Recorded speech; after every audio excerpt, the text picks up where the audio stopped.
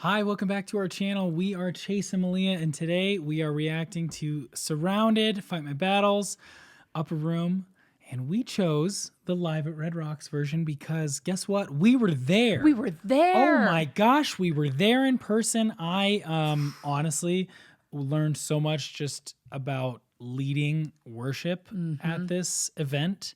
And it was wonderful in so many ways. So many ways, So kind of many life ways. changing. I think that we have we have been intrigued by Abbie's vocals for a long time now. Oh. From the first time we ever really heard her sing, I don't know if it was Surrounded, I don't know if it was Defender, I don't know if it was Tremble, but there's some. I mean, I'm just gonna list those awesome, powerful songs. I know she didn't write all of them, but also she just kind of like brought them to light in the worship world, I think. And Upperroom sort of took off, and we've kind of been obsessed ever since. So we're really excited. We've never reacted to her on our channel. We've obviously seen this performance recording. I would call you legitimately obsessed with her voice for a season. I think you were just and I am too, because it's easy to tell she doesn't sing like everybody. No. And so how is she doing it? And you know, how can we do it as well? Well, I think lead as well. If you happen to be new to our channel and this is the first time you're seeing us, welcome.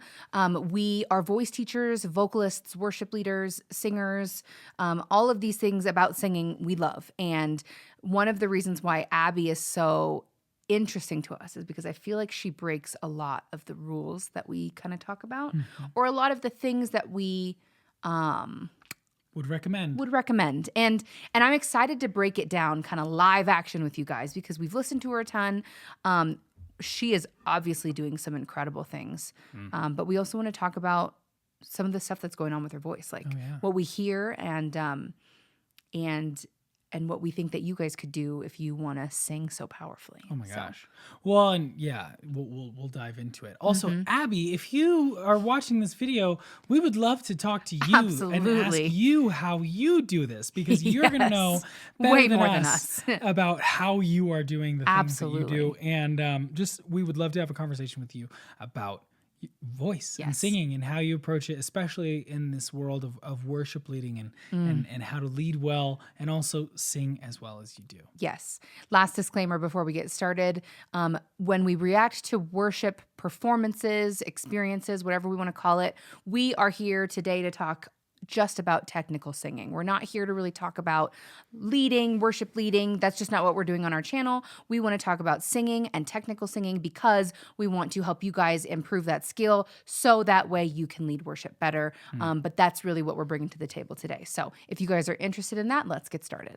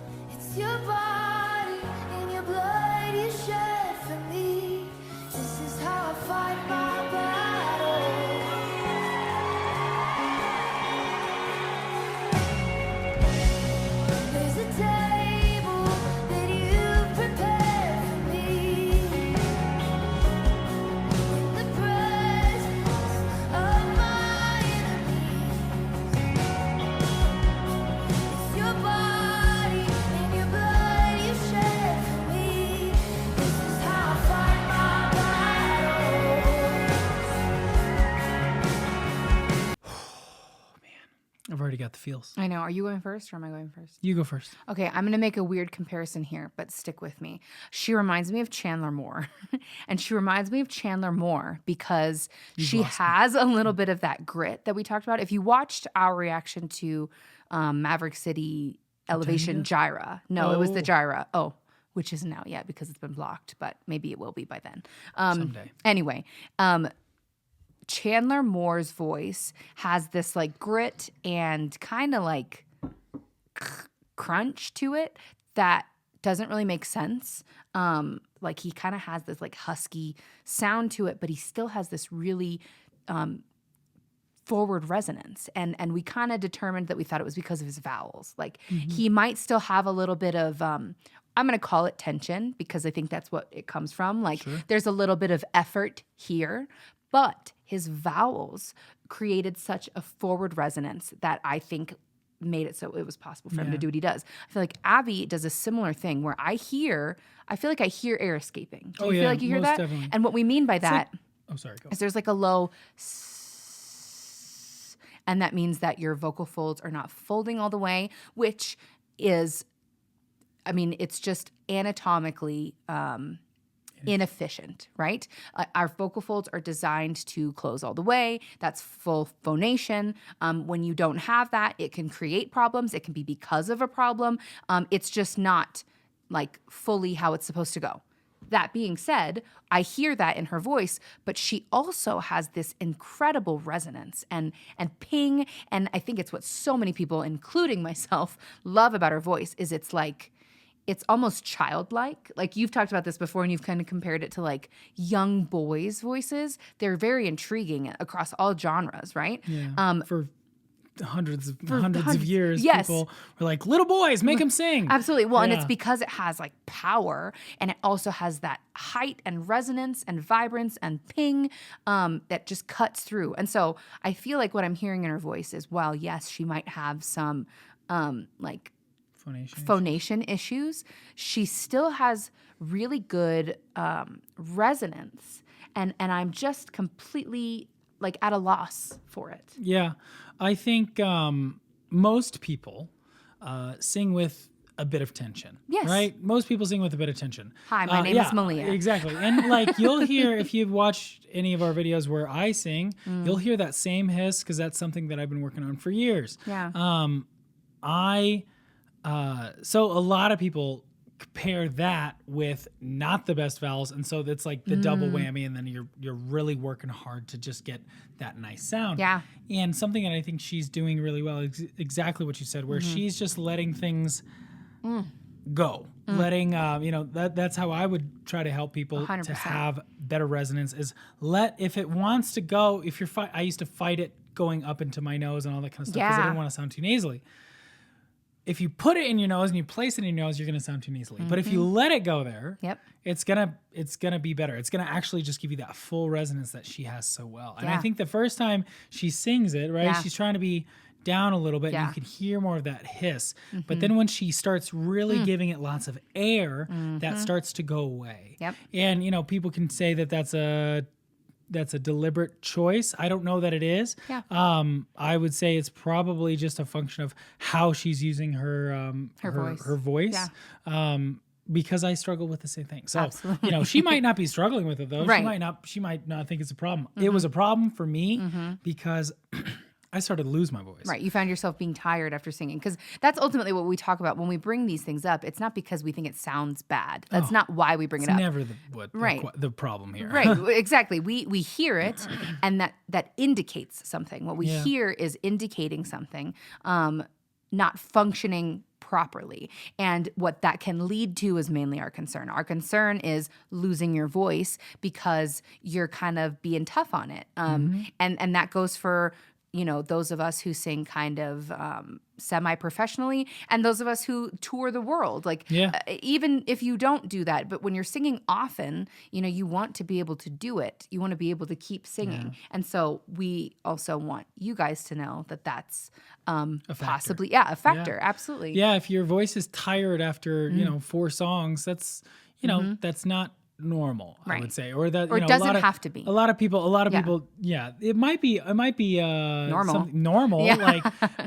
but I don't think it's how our voices should work. People sing for hours and are fine, so why are we all really tired after 4 songs? And we have at our church have had, we have 3 services in the day. And I feel convicted to give every single service my best. I'm not just like, the first service is a warm-up service. This is the last service, my voice is tired. No. I'm trying to bring my best every single time. Because that's how I serve better. So, I think that especially if you're let's say you're just a performer, or even if you're a worship leader, you want to bring your best every single time. And part of that is learning how to use your voice in a way that doesn't hurt it. So that's a long side note. We're 1 minute into this. I'm going to keep going so that way we can continue to listen. But just listen to her vowels and how everything sounds like really forward. Yeah. Okay? Yeah.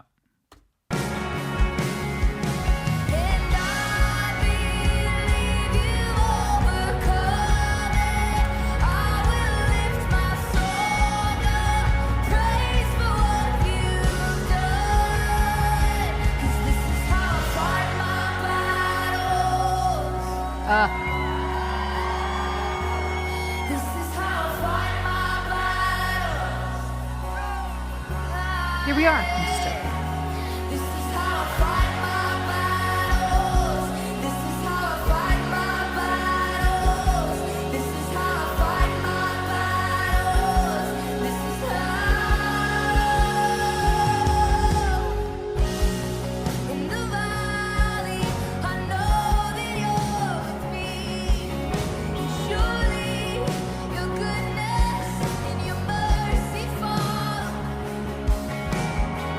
We're going to have to stop a bunch. I know. Goodness. Yeah. Surely goodness. It's What key is she singing this in? Is it an E? G flat, F sharp. Wow. What is it? What are you singing? I think I sing it in E. I don't remember now. I've done it in both. I sing it in E.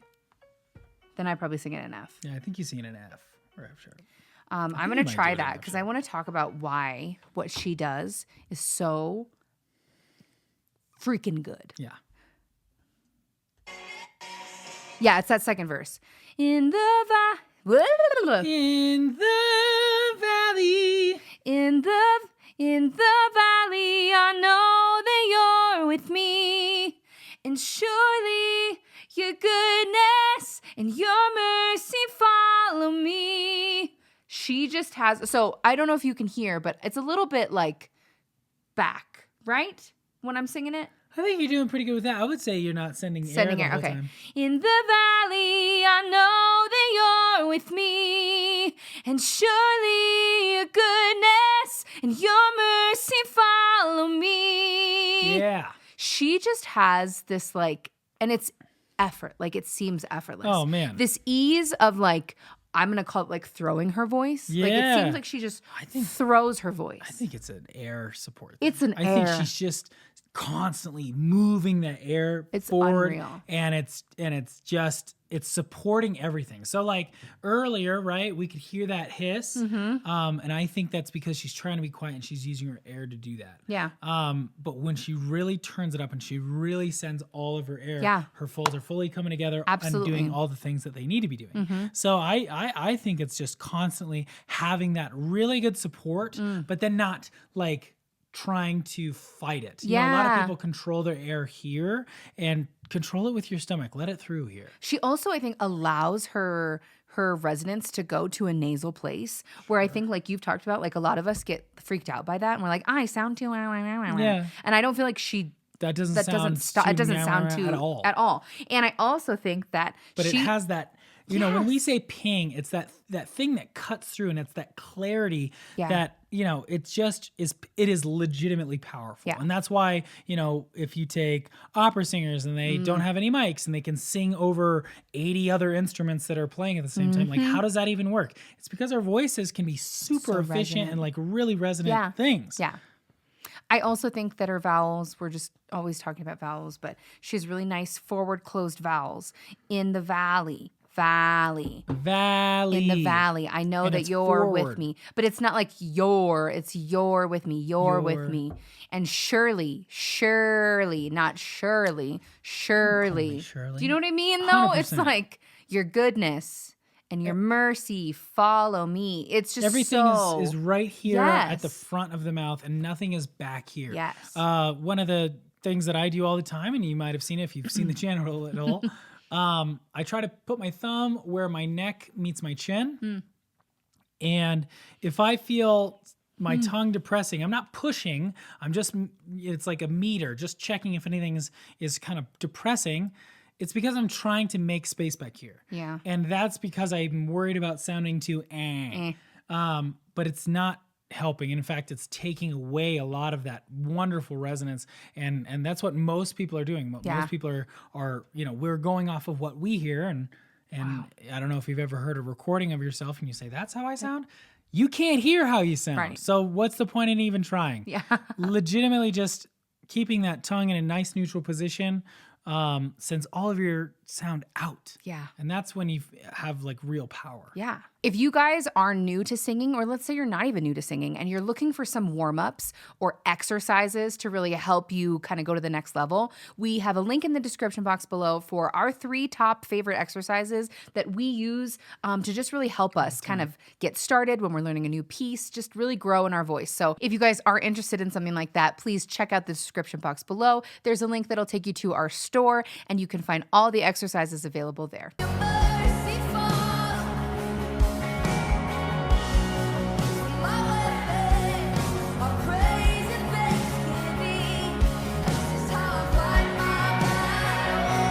I also want to talk about the phrasing and how she uses her air, like it's like horizontally. So like the verses go, so my weapons, which is like ba ba ba ba. That's a lot of like bouncing and movement. And it's so my weapons. She's just sending all the way through. It's not so my weapons. You know what I mean? She doesn't hit that high note. Yeah. She doesn't land on the lower note. Exactly. It's all super connected. It's super connected, which is, in classical terms, that's like singing with legato. But I think for us, why it's important is because she stays in tune.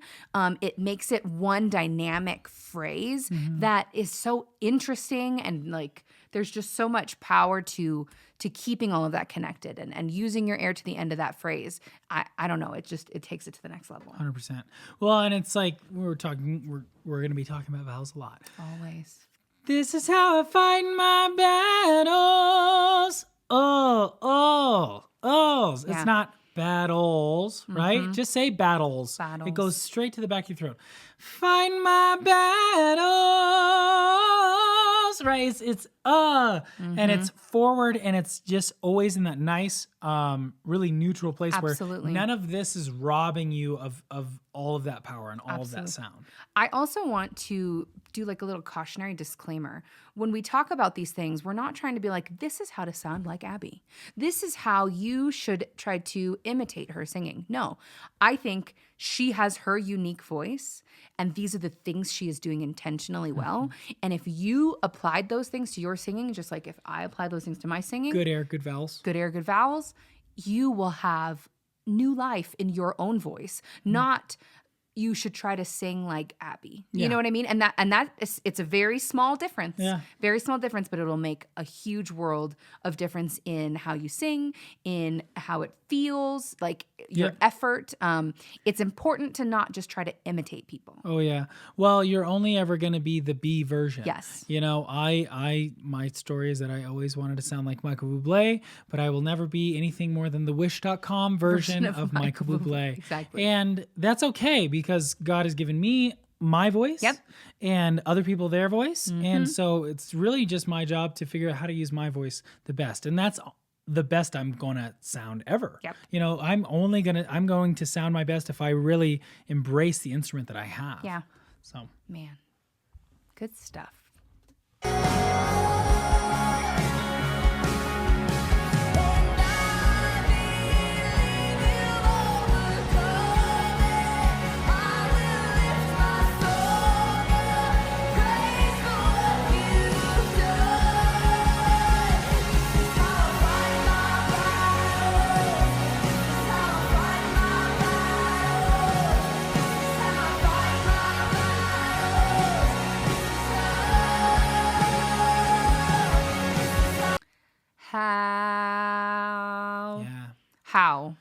How. Not ha. This is how. She also sings that vowel the whole time. It's a long word. She's how. You know what I mean? It's like the whole she stays on the ah. Yeah. The last minute she goes, oh. Well, it's just we're gonna listen to that little moment again, but it's seriously what makes the difference.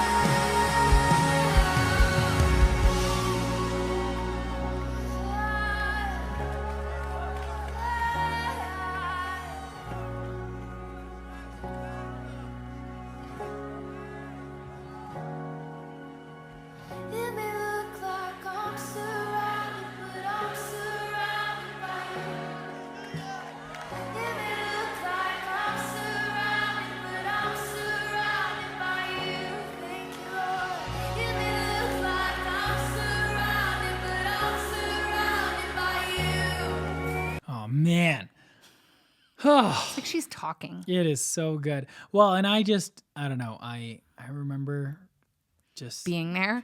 Yeah, it was great. This is an example, I think, of her taking down the dynamics and still having that full adduction, that full phonation of her voice. And I think it's literally air. So, try it. I say this in some other videos. My voice teacher said, or our voice teacher said, use all your air all the time, even whether you're loud, quiet, it's a short phrase, it's a long phrase, use your air. And I like to think of fogging a mirror. It may look like I'm surrounded, but I'm surrounded by you. You So should much really air. kind of, And I really think she's using all of her air in this moment, and she's still got the dynamic level that she's looking for. So I don't think you have to you don't have to compromise it.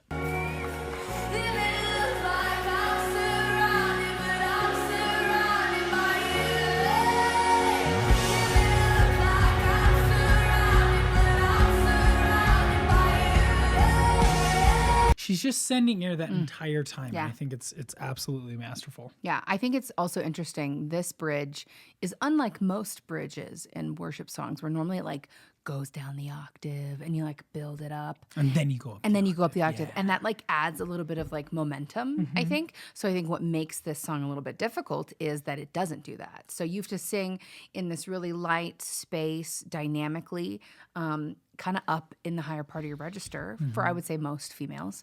And that's really difficult. And she does a really good job of still bringing down the energy, not bringing down the energy, that's the wrong way, bringing the dynamics down with a lot of energy. Yeah. She still has the right energy and the right focus, but it still is a little different. And we're going to grow from here. And I think that's really cool. Love it. Yeah.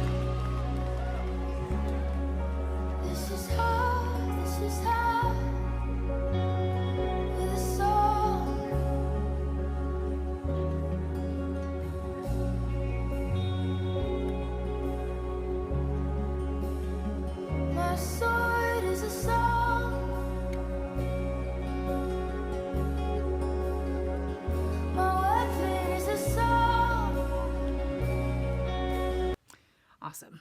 The rest of this video is linked below. It is just a wonderful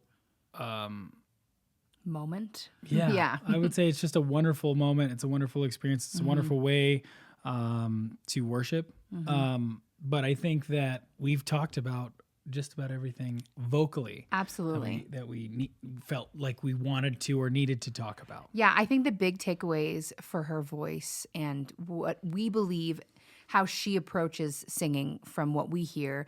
Feels Again, like, Abbie, if you want to come talk to us, please.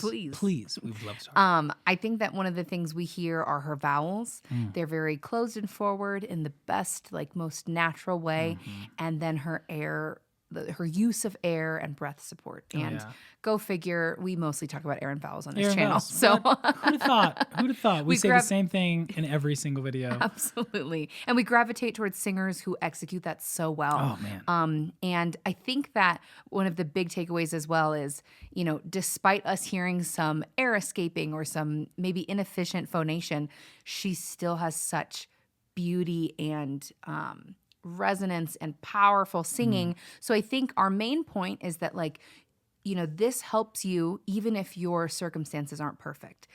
These techniques, this technical aspect to singing, having good air, having good vowels, having all of that stuff helps you even if, let's say, you're struggling with a cold, you're struggling with, dehydration, you're struggling with maybe even some actual vocal issues, like you've got nodules or nodes or whatever it may be. Swelling, swelling's a big one. I've been talking to, I recently spoke to a speech therapist, and she was saying that most people have reflux, and it really affects people's voices. A lot of people don't really notice because they don't use their voices, but for singers, you might not even know that you have reflux, and that's making your vocal folds swell. So there's like a whole bunch of reasons why your voice might feel a little bit off. So I think that our main goal and kind of conviction is to help singers, specifically in worship music, learn about their instrument and learn how to grow in excellence so that we can serve our ministries better. It's not because we think that singing and performing is more important. It's a foundation. It's like the starting place. We have to start with skill and talent and gifting, and we have to nurture those things and grow those things. And so we hope that you guys learn something. We always learn something when we watch her sing, and we're just inspired and motivated to continue to grow ourselves. 100%. And if you guys happen to be new and you haven't seen one of our videos before, make sure you check out the channel. We've got plenty of videos of us reacting to singers that aren't in worship, singers that are in worship, us singing ourselves. So we hope that you guys find something you like. Thank you so much for watching, and we'll see you next time.